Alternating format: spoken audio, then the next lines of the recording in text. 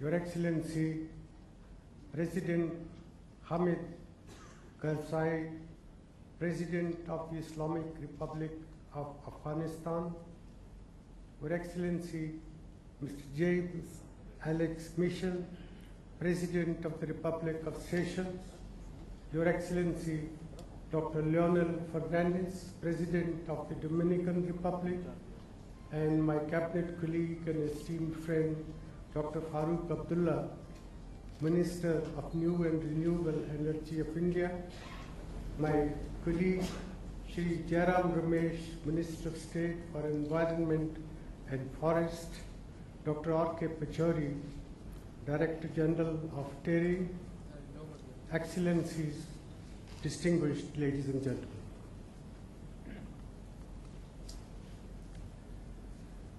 I don't know how to thank TERI and Dr. Pachauri for the honor they have conferred on me. I have no words to express my gratitude to Dr. Pachauri and the management and staff of TERI for having chosen me for this very prestigious, distinguished award. And I deem it a real honor because an award that I am receiving at the hands of President Hamid Karzai, Mr. James Alex Michel, Dr. Leonel Fernandez. This is a rare moment in my life, and I am very, very obliged to TERI that they have chosen me for this year's award. Excellencies, I am very pleased to address this gathering on the occasion of the 11th Delhi Sustainable Development Summit being organized by TERI. The summit has been held every year for the past 10 years and has now become an important annual landmark in the international discourse on sustainable development. The theme of the summit, tapping local initiatives and tackling global inertia, reflects the fact that we have to act at two levels, the local and the global, in dealing with the issue of sustainable development. We require collective action at both levels so that local good and global good can be aligned and can reinforce each other. The concern for ecological sustainability is not a new phenomenon. In fact, India has a long cultural tradition of frugality and simple living in harmony with nature. All great religions which have flourished in our country have preached the unity of humankind with nature. An ancient hymn from the sacred Upanishads reminds us of this, and I quote, "Peace on earth, peace in space, peace for the tree, peace towards cattle, peace towards goats," unquote. Unfortunately, this symbiotic relationship weakens as societies develop and as population begins to rise.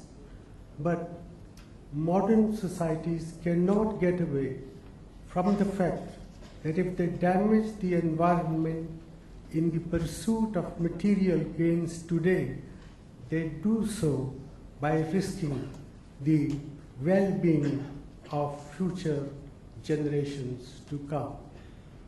That, to my mind, summarizes the development channel which the emerging market countries face. Let me share some thoughts with you on how we could approach this problem. Ladies and gentlemen, the central principle that must be enshrined in any sustainable development strategy is that incentives facing all economic decision makers must encourage them to act in a manner that is environmentally benign. The solution lies in two dimensions. First, we must put in place a structure of regulatory policies which will prevent potentially damaging behavior. This is what we do by setting regulatory standards and enforcing them. I must emphasize that standards are not enough. They must also be enforced, which is often difficult. It is also necessary to ensure that these regulatory standards do not bring back the license permit raj, which we sought to get rid of in the wake of economic reforms of the early 1990s. Second, we must deal with the residual pollution that may be caused despite regulatory efforts. The principle that should be followed in such cases is that the polluter must pay. This will discourage the polluters and also provide a means of financing the corrective steps necessary to counter the pollution caused. We in India are trying to do this by setting appropriate standards in several areas, especially in the most energy-using industries. As a general rule, we are trying to establish the principle that the polluter must pay, though that is much more difficult to achieve in all cases. Last year, for example, we introduced a cess of 5% on the use of coal, both domestic and imported, to build the corpus of a national clean energy fund. Ladies and gentlemen, another aspect of sustainability is the management of common pool resources. In India, as in many other developing countries, indigenous tribes, cattle rearing groups, as well as cultivators use and access common pool resources like forests, water bodies, pastures, and farmland without clearly defined property rights. The traditional wisdom on the management of such commons was that they would tend to get overused if individuals were left free to exploit them for their individual ends, and therefore these common resources and related environmental matters should be managed by central authorities and government.